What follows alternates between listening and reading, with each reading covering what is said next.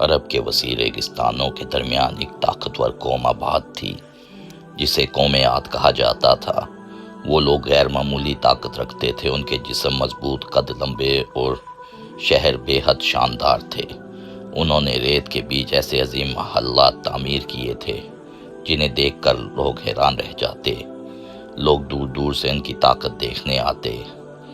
وہ کہتے دنیا میں ہم سے زیادہ طاقتور کوئی نہیں، لیکن ان کی سب سے بڑی غلطی یہ تھی کہ وہ اللہ کو بھول چکے تھے۔ وہ پتھر کے بت بناتے، ان کے سامنے جھکتے اور انہی سے مدد مانگتے تھے۔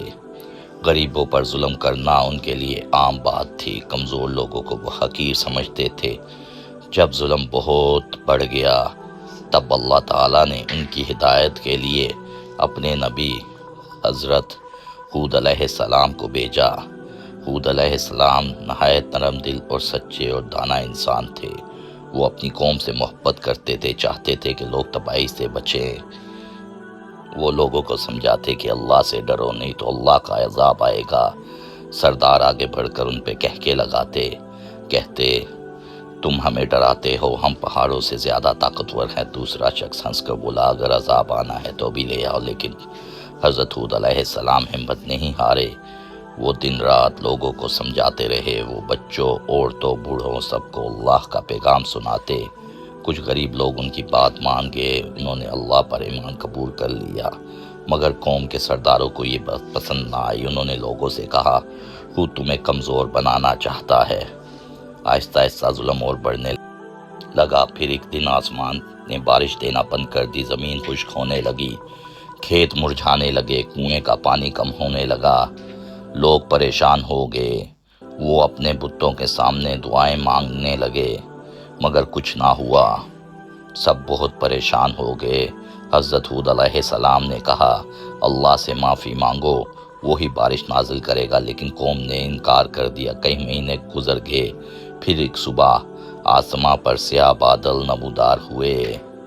لوگ خوشی سے چیخ اٹھے، بارش بارش بارش آ گئی۔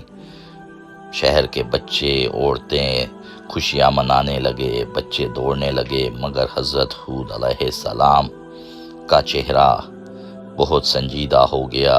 انہوں نے آہستہ سے کہا یہ بارش نہیں، عذاب ہے۔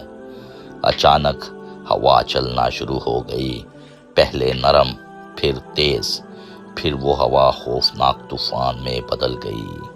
آندھی اتنی طاقتور تھی کہ اونچے اونچے محلات ہلنے لگے، ریت آسمان تک اڑنے لگی، درخت جڑوں سمیت اکھڑ گئے۔ لوگ خوف سے بھاگنے لگے، بچاؤ بچاؤ، مگر طوفان مزید خطرناک ہوتا گیا۔ ہوا لوگوں کو زمین سے اٹھا کر دور پھینک دیتی۔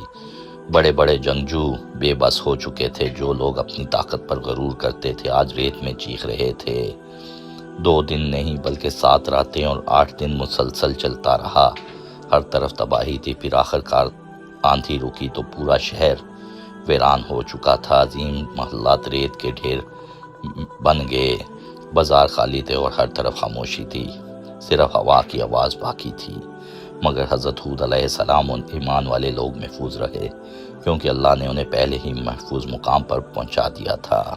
وہ خاموشی سے تباہ شدہ شہر کو دیکھتے رہے۔ یہ دنیا کے لیے ایک نشانی تھی کہ دولت، طاقت اور غرور انسان کو نہیں بچا سکتی۔